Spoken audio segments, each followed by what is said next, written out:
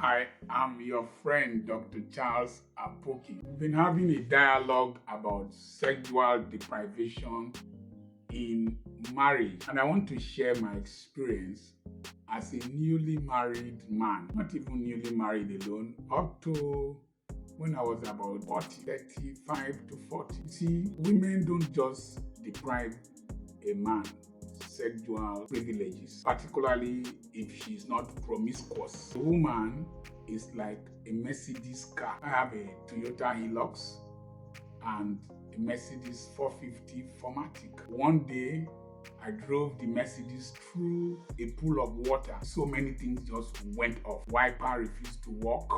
The horn refused to horn. Air conditioning refused to work. The sound of the engine increased.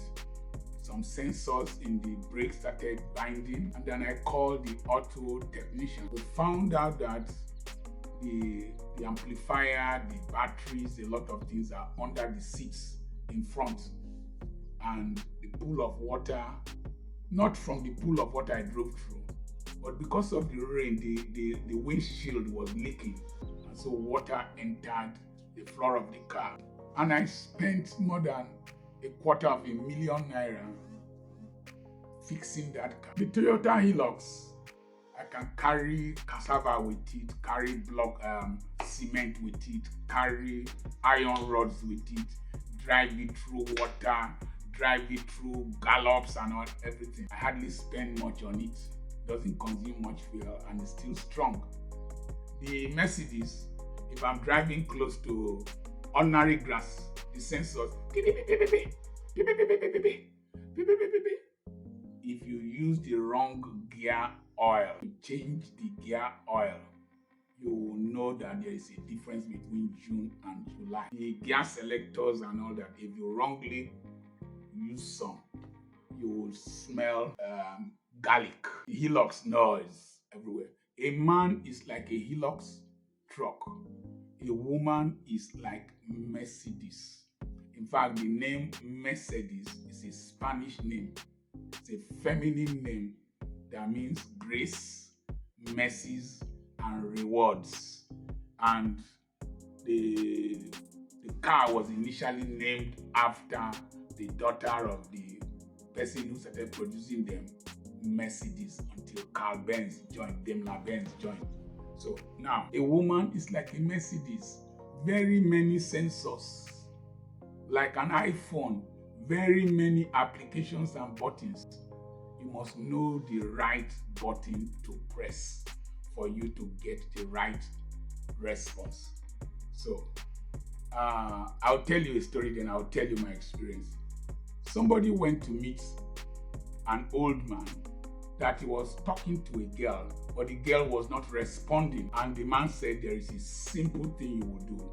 Go and get a lock of hair from an insane woman, a mad woman. If you can get the lock of hair, the girl would agree to marry you. So the man looked for a mad woman, went near her, first of all bought bread for her, next day bought bread and bought a drink, next day bought another thing. Gradually, he sat near the mad woman. This aggressive mad woman started relating with him peacefully, and then he would take care of the woman, give things to the woman. One day, told the mad woman that there's something on your head. Let me remove it. In the process of removing the thing, he took a lock of hair and went to meet the native. It took him time and went to meet the native doctor. When they brought the lock of hair, I've gotten it. He was thinking that the native doctor was going to tell him something else to do. He said the patience, the diligence, and the attention you paid to that mad woman to be able to win her and get a lock of her hair, use that same attention, diligence, and patience for that lady that she will agree to marry you. He went, and the lady eventually married him when he applied those techniques. When I got newly married, I went with the typical African or Nigerian mindset. I'm from Urobo, the Niger Delta. I went with the typical Niger Delta mindset and church mentality of wife submit to your own husband. And I'm the head of the house. I'm the man. When the woman brings food, she should kneel down and greet me. Stupid approach to issues. These women are educated. They are different from our mothers. And I was working with my wife in the same hospital. Initially, I was working for somebody at Royal Hospital number 4 Fable Road until I opened my own practice at number 14 Okegbo Road at Aba. And while working with my wife, the tendency is that I'm the doctor, she's the nurse. You want to harass her, you want to talk to her anyhow, you want to be aggressive under tension and all that. Then at night, you will crawl down like a cockroach to want to sleep with her. She will refuse. You can't treat a woman like trash in the afternoon and then crawl to her like a queen at night. Then I now learned, I think I was taught, yes, Reverend Don Odunze was teaching all these things. I now learned that you prepare a woman's mind from very far before you want to go to Mount Olives. You talk to her calmly. She's a human being. She's an adult, for God's sake. And you spent energies and time trying to woo her. That she has become your wife does not make her a property, does not make her a sex doll, does not make her an automatic machine you can put on and put off. If she's like that, she will sleep with every other man in the street. And many of them who sexually harass her are more handsome than you, richer than you, have more authority and power than you. But because it takes time, a woman is like a big truck. It takes time to push them to start. And they must be willing, their ignition must be on. If not, you can't push them to start. You must engage them in the gear before you can push them to start. So I started learning these techniques. I started talking to her more softly. I started becoming more friendly. I started relating with her in such a way that I could win her spirit. I would buy some things for her, do some things for her. Like this room I'm recording in now, there was a time I noticed that when she got older, she was sweating so much. And you can't go to Jerusalem with a sweating pilot. You can't fly.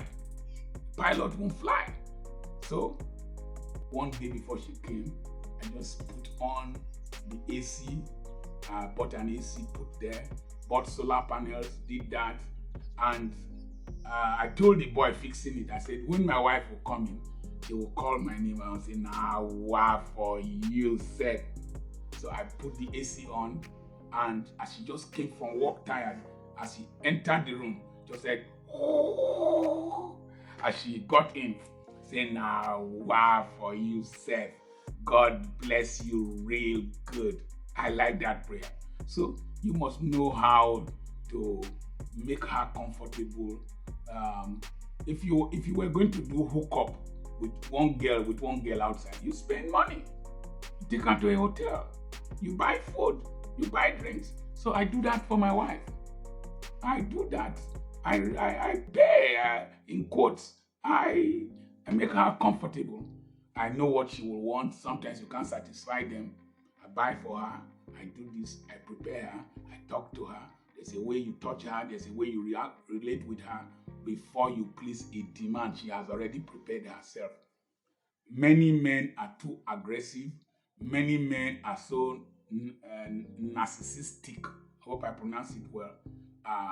They are past. They bring it back. They are the only human being in the house. You are too domineering, and the woman feels that you are not her friend, and you are treating her like a property, and she will resist you because you can't force her, you can't rape her, and you can't practice domestic violence and expect the woman to respond to you. You can't talk rudely to about the woman's family and tribe and expect her to respond to you nicely. If she talks about your people like that, you will be withdrawn. And then there was an older woman that came and was complaining. I looked up because I remember her. And the husband came to complain to me that this woman was not responding to stimulus. Then I talked to the woman. The woman said she warned her husband not to do something.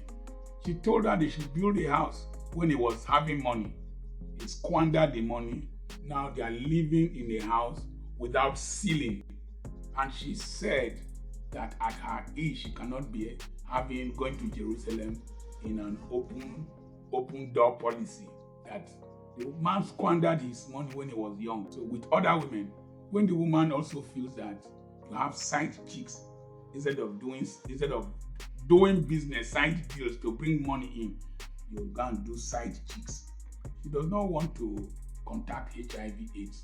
She does not want to be seen as a spare tire when she knows you are spending more money outside than you are spending in the family.